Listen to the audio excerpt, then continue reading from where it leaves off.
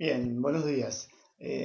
Soy Daniel Cardoso, como ustedes saben, soy el ayudante que junto con Silvia los va a acompañar en esta cursada que en principio realizamos en modo virtual. Esperemos que la situación mejore para poder vernos en algún momento cara a cara y no a través de este enfoque tecnológico.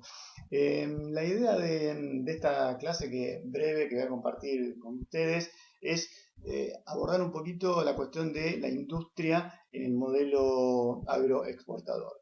Y me pareció interesante, siempre tratamos de marcar por qué el análisis histórico. Sabemos que a veces a ustedes la historia les queda como muy lejos, muchos de ustedes se plantean por qué, si voy a ser contador o si voy a ser economista, tengo que ir hacia el pasado, y en realidad hablar de industria en la Argentina es hablar de un tema del presente. Durante muchos años se habló mucho de que el lugar de la Argentina en el escenario mundial era ser el granero del mundo, lo cual no estaba mal en un primer momento, pero nosotros venimos de ver, precisamente en Historia Mundial, cuando estaban en el CBC, que las principales potencias del mundo fueron, son y probablemente sean aquellas que tienen un desarrollo industrial muy importante. Hemos visto la Primera Guerra Mundial, la Segunda Guerra Mundial y en el día de hoy aquellos países que han logrado industrializarse son los que marcan la vanguardia en el escenario mundial. También ustedes han visto en las clases anteriores en qué consistía esto que hemos denominado modelo agroexportador, y básicamente viene bien repasarlo. Es un modelo que, como su nombre lo indica, tiene como actividad central la exportación de productos primarios a un mundo europeo industrializado que a cambio de esa venta de materiales primarios nos daba constantemente manufacturas. Esto también nos lleva al recorte temporal de la clase de hoy. Yo me voy a basar en el texto de Corol que ustedes tienen en la bibliografía. Ese texto, si ustedes se fijan, arranca en 1850 y termina en 1914. 1850, estamos a 2 años de la caída de Juan Manuel de Rosas, estamos iniciando un proceso de conformación del Estado Nacional que va a terminar de redondearse, de plasmarse en 1880. Esa construcción de un Estado Nacional implica una serie de reglas a aplicarse en un espacio geográfico finalmente unificado hacia 1880, una legislación en común, un sistema financiero a construir, etcétera.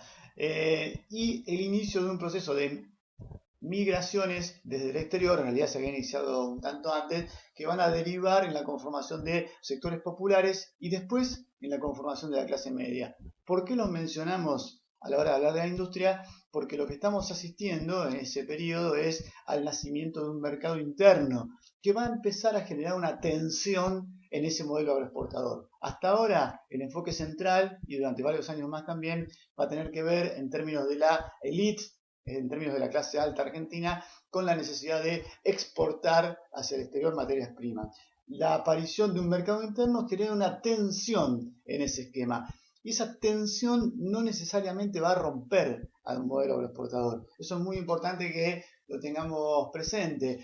A lo largo de la materia constantemente vamos a ir viendo que este inicio de industria que estamos viendo hoy va a intentar profundizarse. Sin embargo, un problema que va a tener constantemente la Argentina es que le cuesta muchísimo llegar a plasmar una industrialización pesada, una industrialización completa, una industrialización que no solo sea sustitutiva de las importaciones que en algún momento van a dejar de venir. Ese va a ser un problema que va a cruzar toda nuestra materia. Y precisamente la clase de hoy llega hasta 1914, porque como ustedes bien saben, en 1914 estalla la Primera Guerra Mundial y ese conflicto de alcance mundial pone en cuestionamiento el modelo agroexportador. ¿Por qué? Porque ese circuito comercial tradicional de venta de materias primas y de importación de manufacturas comienza a complicarse muchísimo, porque ya los países europeos van a estar centrados, enfocados en el conflicto mundial, y la posibilidad para nosotros y para todos los países latinoamericanos y los países que conforman el tercer mundo,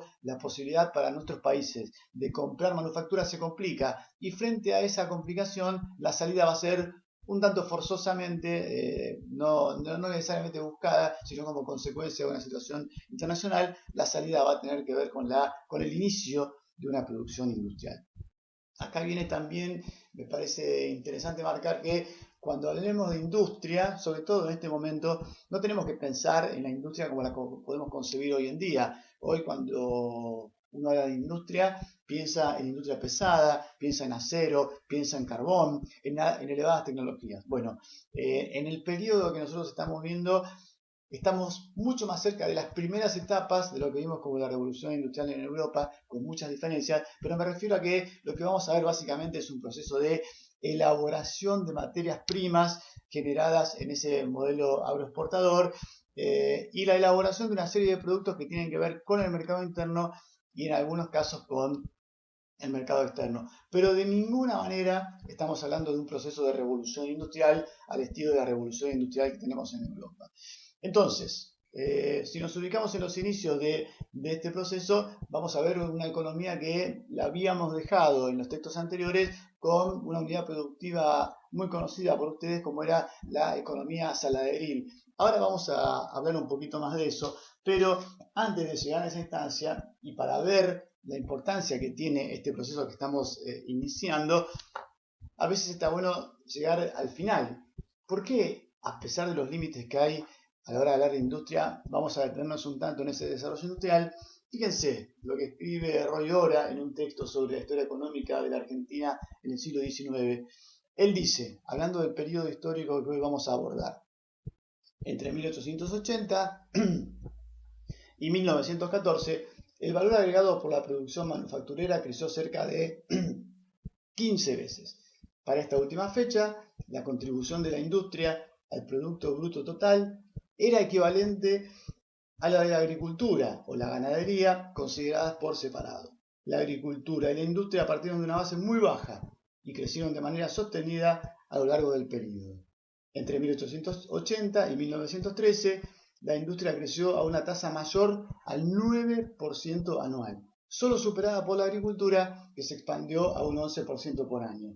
En vísperas de la Primera Guerra Mundial, poquito antes de la Primera Guerra Mundial, la Argentina seguía dependiendo del dinamismo del sector rural, es decir, que de ninguna manera se rompe con el modelo del exportador, pero ya era el país de mayor desarrollo industrial de América Latina. Y también, como para reafirmar la importancia que tiene este proceso que estamos analizando, que si bien no es industria pesada, es un proceso importante, les quería comentar, no se asusten, un cuadro de un libro de Claudio Bellini, Historia de la Industria Argentina, un cuadro muy similar a uno que ustedes tienen en el texto, que dice estructura del sector manufacturero según el Censo Nacional de 1914, es decir, una foto de lo que llamamos industria argentina en el final de la clase que vamos a marcar. Insisto, les quiero mostrar la foto del final como para ver la dimensión que tiene este proceso que vamos a comenzar a señalar. Dice ramas industriales. La rama que tiene un mayor porcentaje del sector manufacturero en 1914 tiene que ver con la rama de alimentación y bebidas, es decir, consumo de mercado interno para esa población inmigrante, también para la élite y para las clases medias, que comenzaba a transformar la Argentina en la capital federal, en el conurbano bonaerense, en Rosario y en el litoral cercano a Buenos Aires y la periferia más cercana en la región pampeana. El segundo rubro de importancia en la estructura del sector manufacturero, según el Censo Nacional de 1914, tenía que ver con artículos referidos a la construcción, 17%. Acá también tenemos que pensar que en estos años asistimos a un gran crecimiento de Buenos Aires. Deja de ser la vieja aldea del siglo XIX para tener los rasgos de una ciudad no absolutamente moderna, pero con una necesidad muy importante de elementos para la construcción: cemento, cal, ladrillos, albañilería, zinguería, carpintería para obra. Después, porcentaje de desarrollo industrial de la estructura del sector manufacturero: muebles, 9%, metalurgia, 6.7%. Acá tenemos que tener presente también que cuando hablamos de metalurgia no estamos hablando de vuelta de la industria pesada, sino de laminados, algunas pequeñas fundiciones, empresas que importaban maquinaria desde el exterior para el proceso de construcción de galpones, por ejemplo, que se estaba llevando en la Argentina en esa época. Artes gráficas, Pensemos acá en la importancia de la publicación de diarios y folletos, también volcados a ese mercado interno incipiente de la población urbana de Buenos Aires y de Rosario y de Córdoba y de algunas ciudades importantes del interior.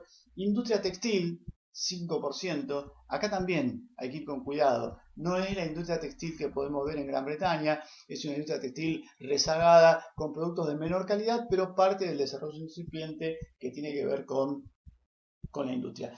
¿Qué les quiero decir al mostrar este cuadro y con la lectura del párrafo que veíamos anteriormente? Que si bien no estamos ante un proceso de industrialización como el que era en Europa, el proceso de industria que estamos viendo en la Argentina es importante al punto tal que de los países latinoamericanos, la Argentina va a ser el país que va a tener un mayor desarrollo industrial en esa época. Bien, vamos entonces al primer momento, a 1860, si queremos, 1870, en el inicio del marco temporal que vamos a ver hoy, 1870-1914. En el inicio nos podemos remitir a lo que vimos en los textos anteriores, una unidad económica que con mucho optimismo podemos denominar unidad industrial, es la que tenía que ver con el saladero. Ustedes lo deben recordar, básicamente de lo que se basaba esa unidad productiva, que incluso implicó un proceso de modernización en su interior para sobrevivir hasta 1870. Básicamente lo que se buscaba hacer era salar la carne del ganado vacuno que anteriormente se desperdiciaba en gran cantidad. Esa carne salada, magra, de muy pobres características, no elaborada, se destinaba a las poblaciones esclavistas latinoamericanas. Es decir, que es una unidad productiva que está destinada a la exportación hacia países latinoamericanos esclavistas. Obviamente, cuando a fines del siglo XIX la esclavitud se eliminó en los países latinoamericanos, este sistema productivo prácticamente quedó condenado. Ustedes saben bien que va a ser prontamente reemplazado por la llegada de una novedad tecnológica proveniente de Europa y de los Estados Unidos, como es la llegada del frigorífico. La llegada del frigorífico implica, primero, un proceso de reconversión. Segundo, importante, que las élites dedicadas a la industria en la Argentina, que no solo se dedican a la industria, sino que también se apoyan en el agro y en el sector financiero, repito, no imaginemos industriales exclusivamente enfocados en el negocio industrial. Los hay, sobre todo en los industriales más humildes o en los industriales medianos, pero la élite, la clase dominante de la Argentina, se apoya en la industria, se apoya en el sector agrario, se apoya en el sector comercial. Algunos de estos sectores de la élite se vuelcan rápidamente, transforman algunos saladeros, otros desaparecen definitivamente, hacia la industria frigorífica. ¿Qué implica la industria frigorífica? Primero, dato importante, la llegada de una novedad tecnológica del exterior. Esto que marcábamos al principio. Cuesta mucho en la Argentina diseñar las novedades. En realidad lo que se hace es absorber aquellas novedades que están llegando del exterior. La llegada a fines del siglo XIX de un buque a la Argentina que se llamaba Le Frigorifique y que fue el primero en traer en su interior cámaras frigoríficas, permitió la posibilidad ahora de vender al exterior carne congelada. Ya no a los países latinoamericanos, sí, básicamente Inglaterra. Esta carne que ya no se enviaba como se enviaba anteriormente el ganado en pie, sino que implica faenar el animal en nuestro país, en los frigoríficos, era una carne que ya era de mejor calidad. Esto va a implicar comenzar a importar razas de ganado para mejorar el ganado local y se va a destinar básicamente al mercado inglés, con capitales que vienen del exterior.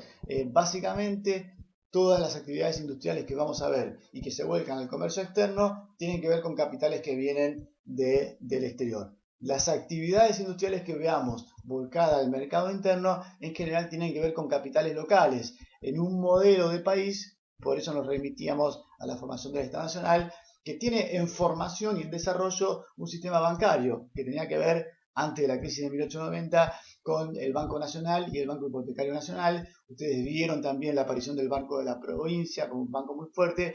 Después de 1890 hay una reconfiguración, hay bancos provinciales, va a haber un Banco de la Nación, pero el apoyo crediticio, después lo vamos a ir viendo en cada caso, comienza a aparecer, pero es de corto plazo. En realidad, los capitales para estos emprendimientos que estamos viendo, para los que están vinculados al mercado externo, son provenientes del exterior. Y recuerden que tienen que ver con una clase alta que vuelca capitales en la industria, pero también en el campo, y que en sí misma tiene varias relaciones. No hay que acotar y ver industriales por un lado, sector agrario por el otro, sector financiero. En realidad están interrelacionadas entre ellos. Esta novedad del frigorífico rápidamente va a asistir a una nueva novedad, que es la posibilidad de vender no solo la carne congelada, sino también la carne refrigerada. La carne congelada se congelaba alrededor de 30 grados bajo cero, la carne refrigerada o enfriada se enfría a 7 grados centígrados, y eso implica una carne de mejor calidad y vendida a un precio mayor, básicamente al mercado inglés. Esta relación constante entre la Argentina y los países europeos y Estados Unidos es una constante de este periodo. Recuerden que el modelo agroexportador se está reconfigurando, si quieren, no es que se está rompiendo. En un primer momento los frigoríficos van a tener capitales británicos. En un segundo momento, a inicios del siglo XX, comienzan a llegar también capitales norteamericanos que van a tener mucha importancia.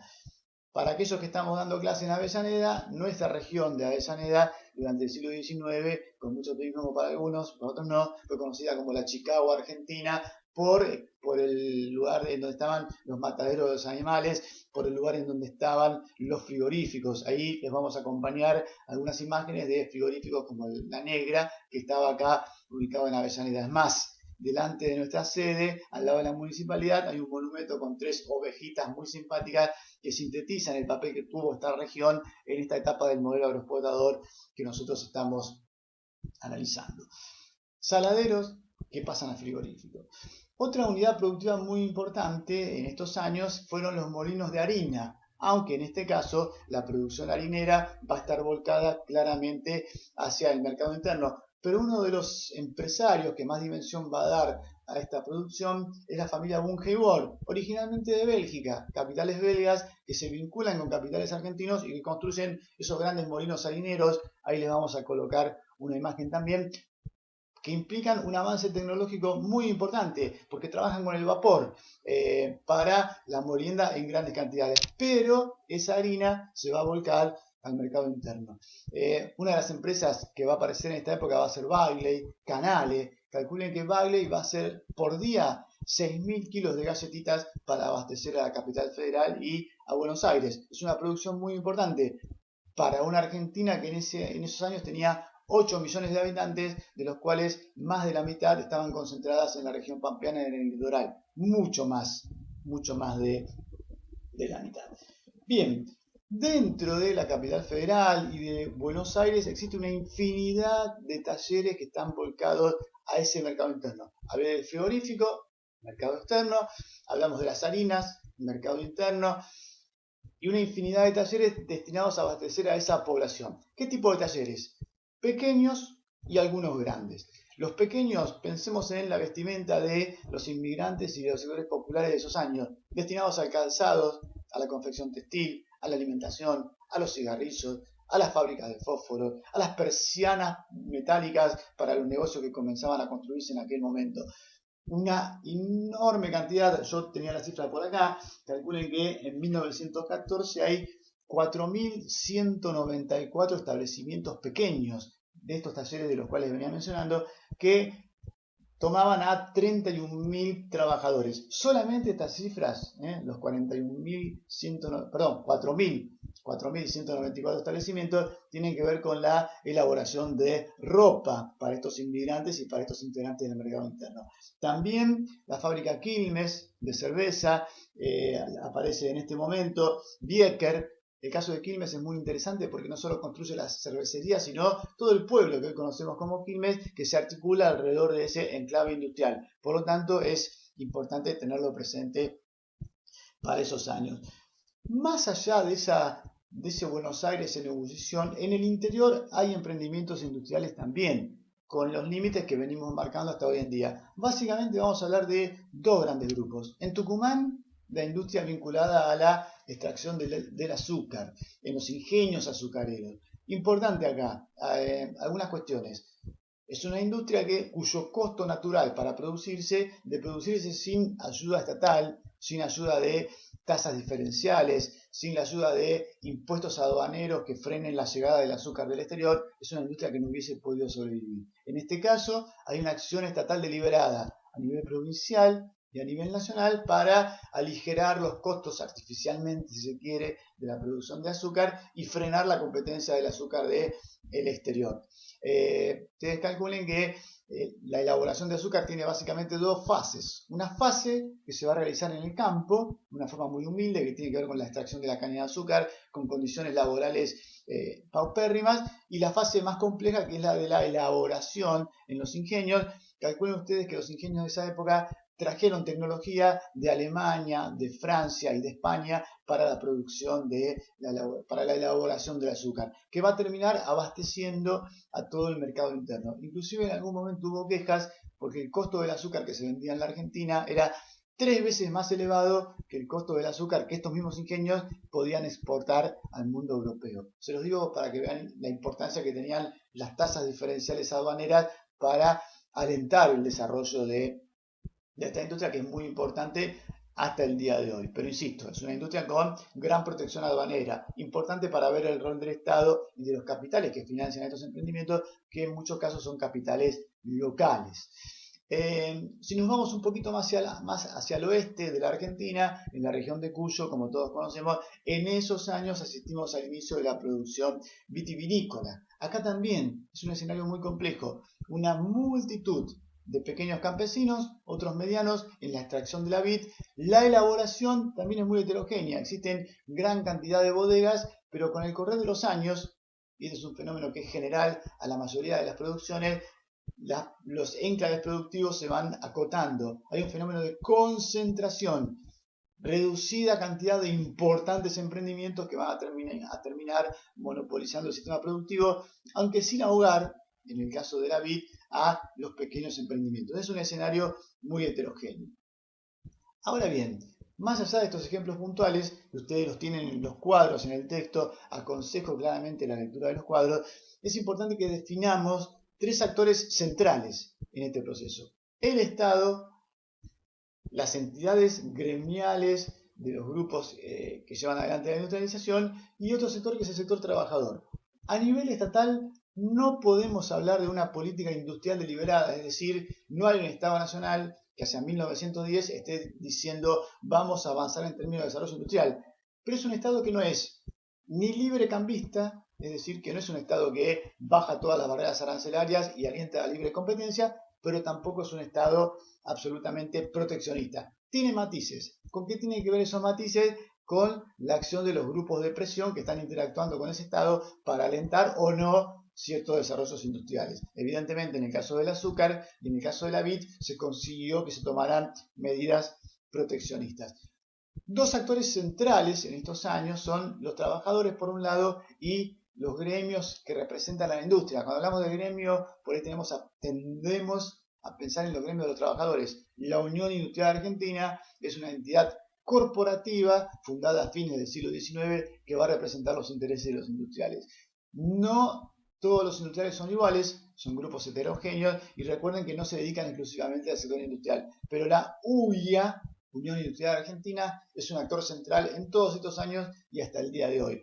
¿Qué le preocupa a la UIA? Básicamente tiene 2 ejes de acción. Por un lado, el vínculo con el Estado para obtener beneficios que pueden ser aduaneros, que pueden ser de subsidios, que pueden implicar la llegada del ferrocarril o la mejora de las rutas para trasladar la producción.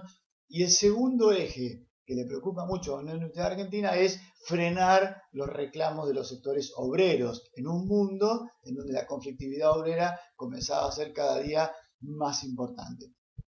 Además de la Unión Industrial Argentina, excediendo la cuestión industrial, en el ámbito rural se crea, a fines del siglo XIX, la Sociedad Rural Argentina, que va a representar, en un mundo también heterogéneo, no a todos los sectores del ámbito rural, sino a los ámbitos más concentrados, a los grandes terratenientes. Cuidado, también en el campo como en la industria, no esquematicemos. No hay terratenientes que solo se dedican al mundo ganadero, ni terratenientes que solo se dedican al mundo que tiene que ver con la producción de granos. Existen algunos, pero la mayoría van pivoteando, están articulando sus negocios por diversos ámbitos, no son estáticos, están atentos a los cambios que se dan a nivel mundial, por eso van reaccionando y se van actualizando en este escenario de mundo del mundo industrial. En el ámbito laboral estamos con condiciones laborales en general muy débiles, pero ya hay sectores del Estado que comienzan a plantear la posibilidad de mejorar la condición laboral de los trabajadores, no necesariamente por una cuestión benéfica, sino porque ven peligrar la estabilidad de este mismo sistema agroexportador que estamos analizando en este escenario.